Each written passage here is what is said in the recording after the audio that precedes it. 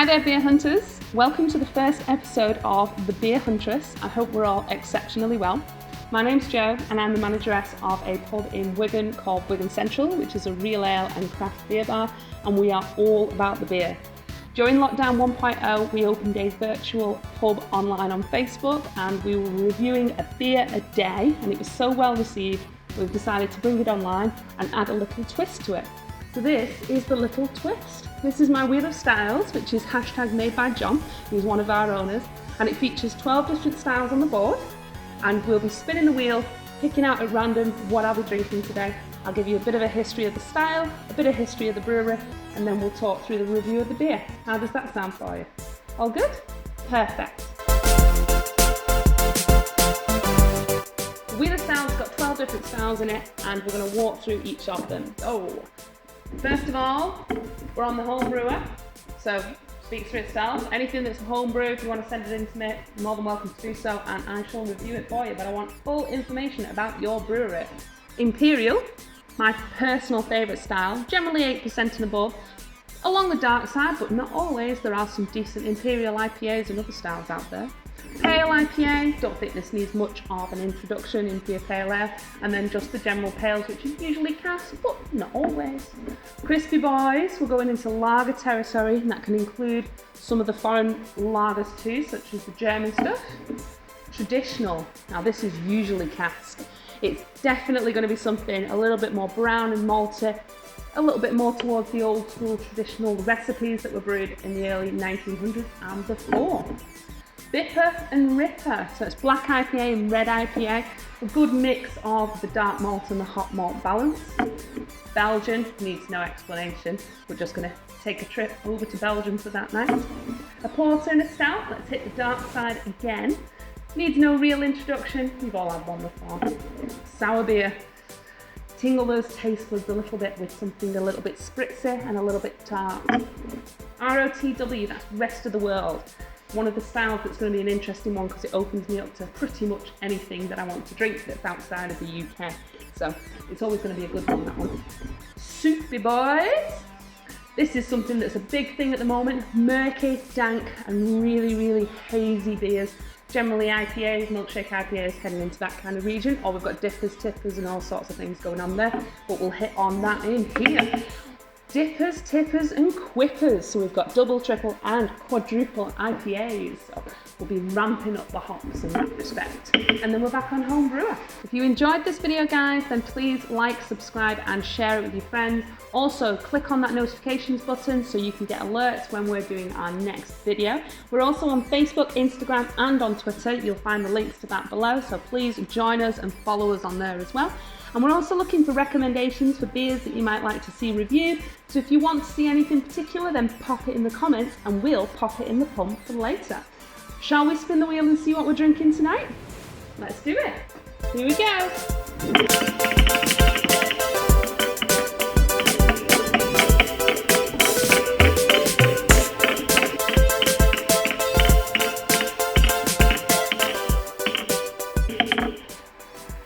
Sour beer.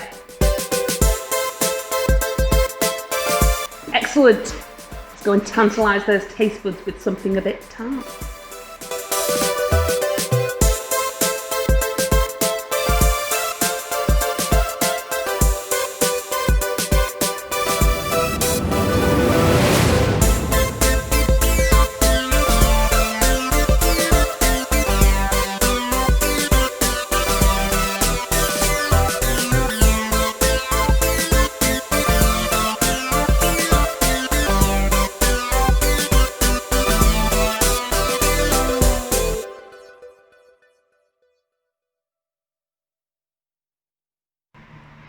Okay, so we've picked sour beers for this evening, so I've decided to go for a little something on Key Keg. This is Vault City Brewing, and this is their Raspberry Session Sour. It's a 4.5%, would you believe it, a Raspberry Session Sour beer. So the brewery itself started off in Edinburgh, and it was a two-man band. It was Steve and Johnny who came together with their love and passion for sour beers. Everything from Belgian beers all the way up to the more new innovative kind of kettle souring that was happening with some of the bigger breweries, especially the ones that were around their area, if you know who I'm talking about. The brewery started off at 200 litres per month, and this was their homebrew kit that they were using fermenters in their basement to actually produce these beers. Nowadays they do 19,000 litres per month, so quite a considerable amount more than they used to. They don't produce any core beers. All of their beers are either one-offs or are done as seasonal beers and specific run-offs for them.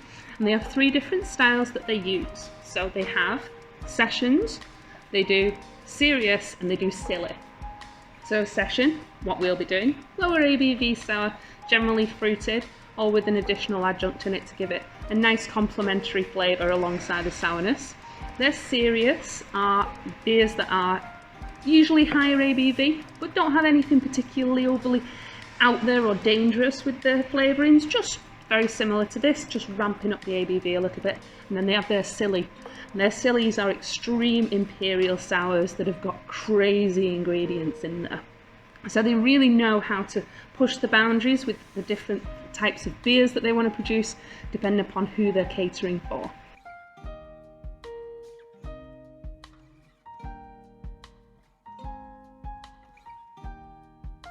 This is a mixed fermentation beer, which is exactly what Vault City specialise in.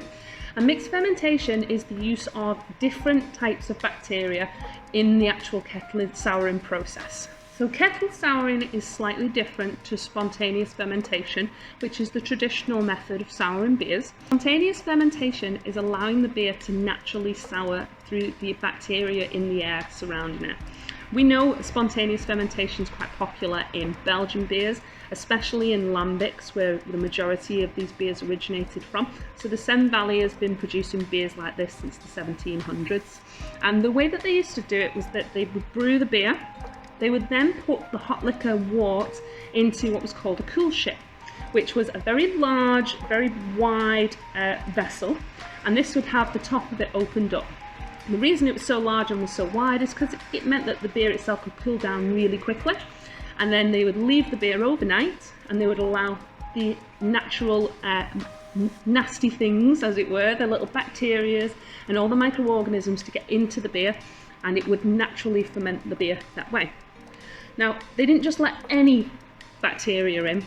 They were actually quite specific about which ones they wanted to put in there, and the way that they would do this is by increasing or reducing the temperature to kill off certain bacteria or not allow certain bacteria to work, and also using aged hops as well as kind of a preservative to kill off anything that wouldn't necessarily be nice for the old body.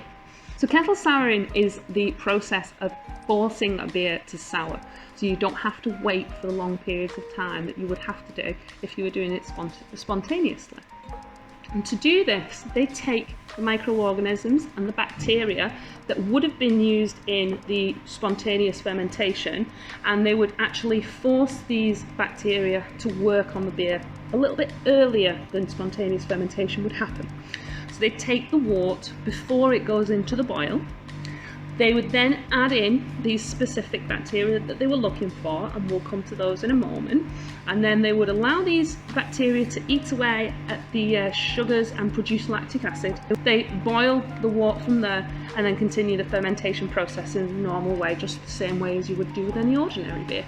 But what happens there is that the temperature kills off, get rid of any of the nasties, leave behind this really nice lactic acidity and the sourness that we've all come to know and love.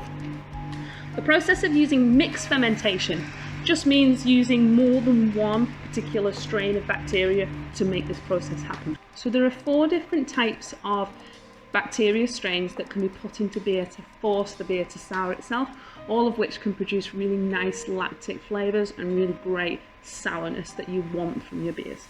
These 4 strains are Lactobacillus, which is the most popular, Pediococcus, Acetobacter, and Brettanomyces. Brettanomyces is the one that gives you the pickled onion monster munch kind of flavour to it, which is very, very nice in my opinion, but it's each to their own. All you do with mixed fermentation is instead of using the single strain of bacteria, you can use multiple different ones. Pediococcus and Brettanomyces actually work very, very well together, and so that can be a good way of using mixed fermentation bacteria. Lactobacillus is another one that's usually used on its own, but add a little bit of Brettanomyces in there and you can end up with that kind of Belgian-esque flavour, because Brettanomyces is the main bacteria that's added in naturally when you've got the cool ship open in lambics and in other beers such as that. So there you go, that's exactly how we get to this kind of beer. So shall we have a little bit of a chat about this one then? As I've said, 4.5% raspberry session sour. It's been made with Scottish berries in a berry compote, as well as being mixed fermentation soured and kettle soured. They use their own house culture in order to be able to produce the sourness in this, and I'm really looking forward to it because I know what these guys are like. They absolutely nail their sour beers. So, shall we give it a try? Here we go. I'm going to take the pump clip off for you. Right. And before I give it a good swig, you can quite clearly see the effect that the raspberries have had on this beer.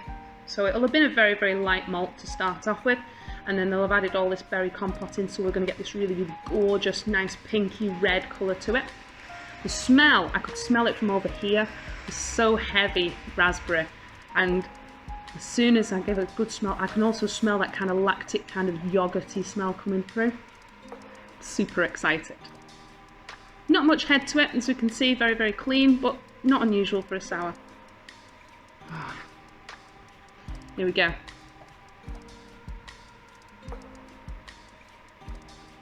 Ooh.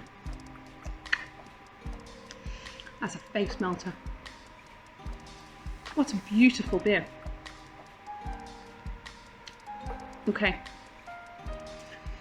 It's just so complex. There's tons and tons of raspberry in it, but there's so much going on underneath as well. Initially, you get a real raspberry kick in the teeth. So strong. That kind of fades a little bit as we're going a little bit deeper, and we get that really, really strong lactic flavour. Very yogurty, very kind of Greek yogurty thing going on. Really, really kind of intense sourness. Quite tart, but at the same time really smooth. That's what I like about these kind of beers, is that they're not so much it feels like you're sucking on a lemon. You get a really, really enjoyable mouthfeel from it. Really, really nice smoothness to the back of it as well. Oliver hates it when I say the word mouthfeel. It really upsets him. Oh, gosh, that's good.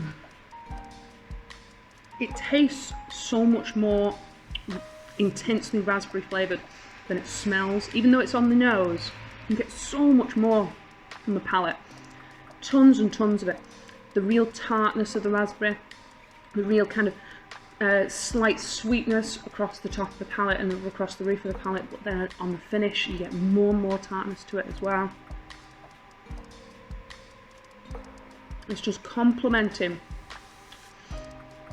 that lactic taste and that acidity and that kind of vibrant champagne-esque kind of effervescence on the tongue. It complements it so, so well, because every bubble that runs across my tongue is getting injected with a bit of extra raspberry in it, so you're getting the full proper mouthfeel from it. It's really easy to drink. 4.5%. So, so sessionable. I don't know how you feel about sours. I personally think that you should be taking your time with them, because they can be quite intense on the palate and can leave your palate quite drying. However, this is far too easy to drink, which means that the raspberry that they've used in it and the fruit compote that they've used in it has made it just so smooth and so just really well rounded.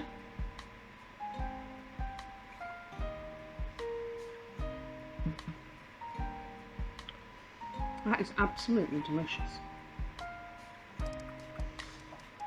Really very nice.